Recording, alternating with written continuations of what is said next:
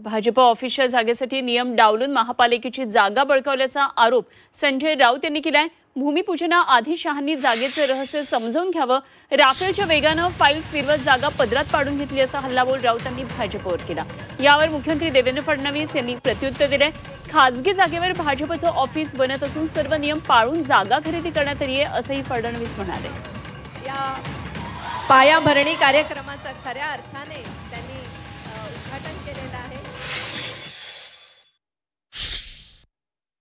ती जागा महापालिकेची ही भारतीय जनता पक्षाला देण्यात आली। 3.5 वर्ष राज्यामध्ये प्रशासन आहे मुंबई महापालिकेत आणि त्या प्रशासकाच्या माध्यमातून हा संपूर्ण व्यवहार करून घेतला। महापालिकेमध्ये नागरी सुविधांच्या संदर्भात अनेक विषय पडलेले त्यांच्या फाईल हलत नाही। अद्याप मराठवाड्यातल्या शेतकऱ्यांच्या मदतीची फाईल हललेली नाही। दिवाळी झाली तरी पण भारतीय जनता पक्षाच्या पंचतारांकित हेडक्वार्टरची फाईल ज्या राफेलच्या वेगानं हल्ली ते रहस्य त्या जमिनीखाली दडलेलं आहे।